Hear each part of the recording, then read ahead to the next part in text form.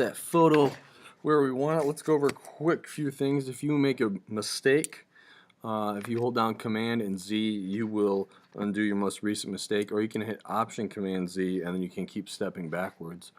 Or let's see here, you can go up here to edit and then do that as well. Command S will save your work. You should do that as often as possible. By the way, this is for a Mac. If you're doing it for a PC, it's not Command, it's Control. So, so let's go over here real quick. First thing we're gonna do, I don't know what this is. Don't crop. There we go. What we're gonna do is make sure we're highlighted on that and hit Command J. First thing we do, and then I'm going to hit this eye right here, which will hide that layer. I'll double click this and type in work.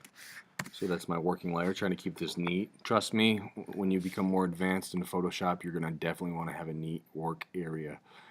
So right here, what we're going to do, the first thing we're going to do is we are going to enhance our work. Okay, so we want to work on our lights and our darks. So while this is selected, go down here, and click on that, and then we're going to hit our levels. Now we'll pop our histogram, and I'll grab our levels here, left click and hold and slide that a little bit darker there, and bada boom, we're good. And then so we'll just click the double arrow, that'll hide that, and we're going to change this right here, our blending mode. We're going to change that to multiply. So basically what multiply is, it's the most often used blending mode there is. I love using it when I'm drawing. It's used to darken an area. It basically is referred, it's called multiply because it basically multiplies that layer and the layers underneath it to create a bunch of darks. Great way to restore faded images or overexposed areas. So what we're going to do here is to do a little tweaking here. We're going to hit the opacity right here and take it down a little bit so it's not so deep. I'm going to click on work again, go down to layer adjustments, and then go to levels and do the exact same thing, except this time I'm going to slide this over here, and this is going to adjust the highlights. Double click, hide the arrow. Level 2, we're going to change this. This time we're going to go down to screen. So what the heck is screen? Screen basically is the opposite of multiple mode and brings out the highlights. Works great for faded areas and underexposed areas. Also, so let's move on. I'm also going to grab this, take that down a peg. Okay, so let's see here. I'm going to click those off, kind of see where we were.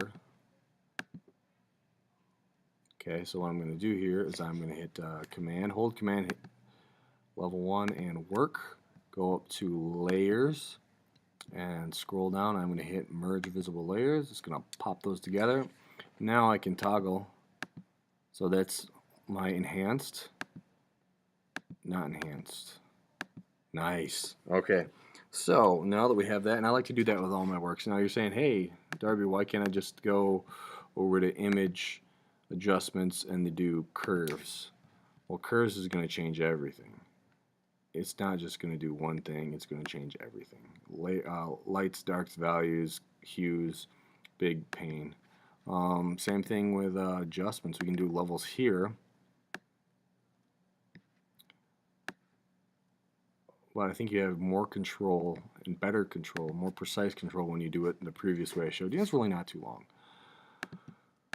So here we go, the level that we're working on. And the first thing I want to show you guys is how to pick up little blemishes. So very important, the closer you get the better. So I'm going to take my zoom tool, which is right here, or you can press Z on your keyboard, zoom in here, and then I'm going to go over here to go the spot brush. Right over here, click spot healing brush, and you need to be right here. See this big sign on my for my mouse, the no entry sign? Okay, that's because I'm on the wrong layer. See, it's hidden. If it wasn't hidden, I could do it, but it wouldn't be what I want. I want it to be on the top layer. So think of it as layers of plastic, and you're kind of looking through the layer, and if it's a very thick layer, you can't see through it. You work on the top layer or whatever layer you're selected on. So anyway, I'm going to pull this, and then to the right of my letter P is the bracket keys. I'm going to click on, make it go up a little bit more, and then I'm going to hit that, and it's going to take all the information around the area and fill it in. So I'm not going to do everything because that would just take forever, or not forever, but take a little bit more time than I want to spend on this video. And you can click and hold if you want.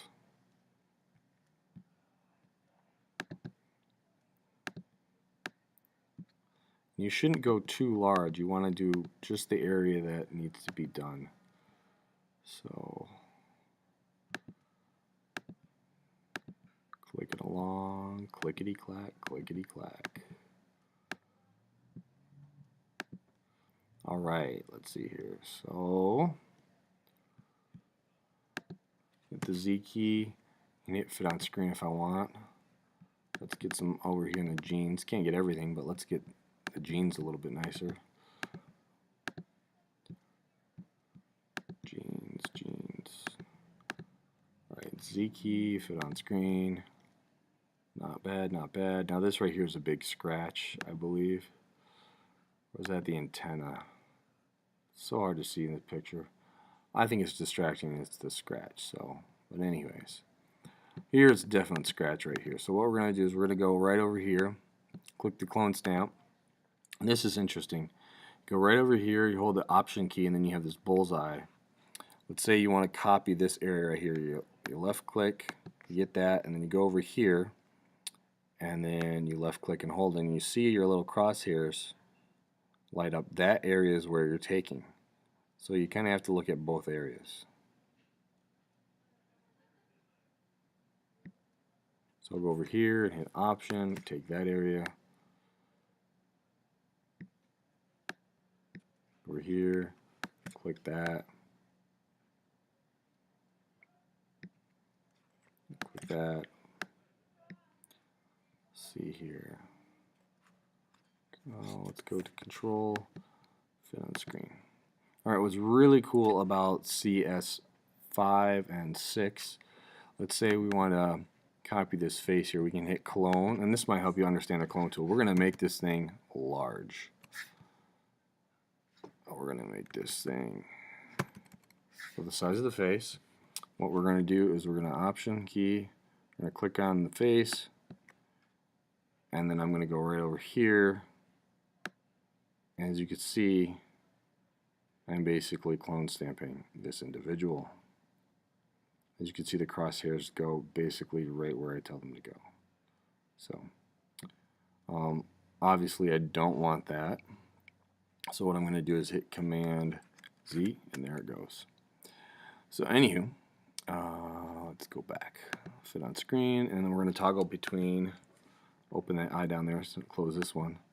As you can see, the lighting, the specs, looks a lot nicer. Clean that up, didn't take too much time. So that's that. That is basically what we do with the first couple of steps here for rasterizing your photo. Moving along, now make sure you go nice and tight, because if you go farther away, you're going to have more spotty blurriness. It's going to have a pattern develop. It's not going to look so great. So there's a couple different ways you can move on to the next one when we go to play with colors. So what I am going to do is I'll add another layer right here. Click on that, and this layer I'll type in color. And I'll also change the blending mode to multiply, and this is one way of doing it.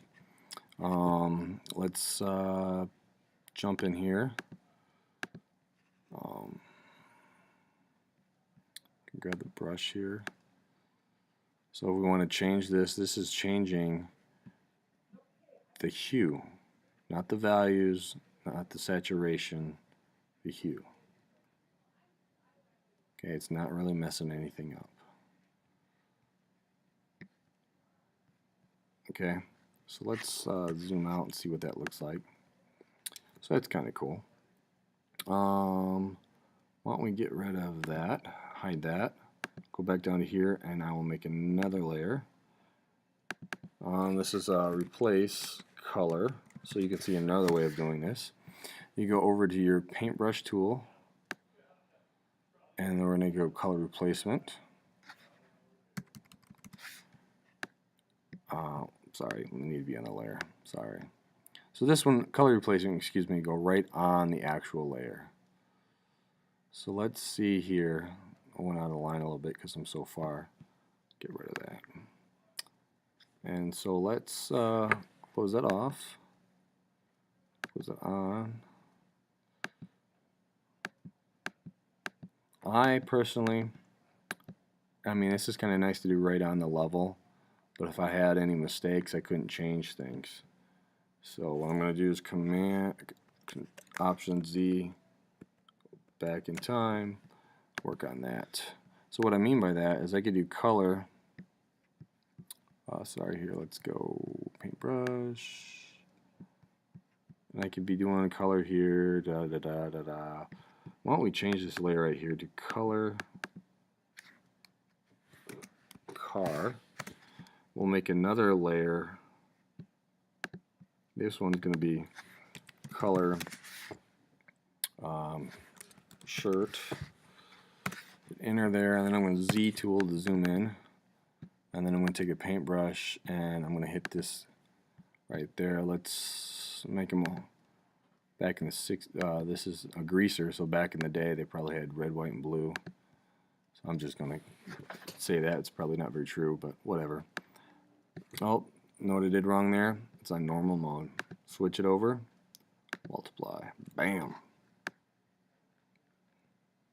And this is just merely changing the hue, not the values. You can see some areas are darker than others.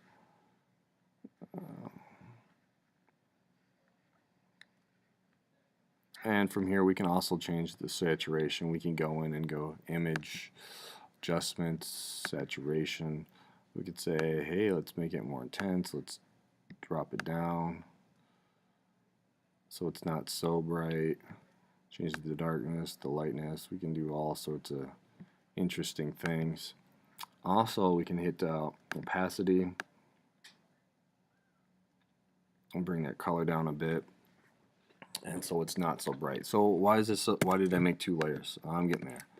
Okay, so let's say if you made it all on one layer and you want to change a specific thing, you couldn't. But let's say let's want to change the car layer. We can go up there and go to Image, Adjustments, Color Balance. Let's say we can mess with the color balance. Let's see what we get here. I think I hit the wrong button. Sorry, guys. Cancel image. Hue and saturation. There we go. Hue and saturation. Big difference. So let's say we want it to be blue. Oh, that's a nice deal. Yeah, what if we wanted it like that? Okay. So if we were to do that, that's image adjustments, hue and saturation. We were to do that, and we were all made all our adjustments on one layer, then everything would get changed. But if we did each individual thing that we wanted, we can make adjustments real quick at the last moment or just throughout the project, depending on what we wanted to change or what our client wanted to change. So I encourage you just to have fun and experiment with things. You could try.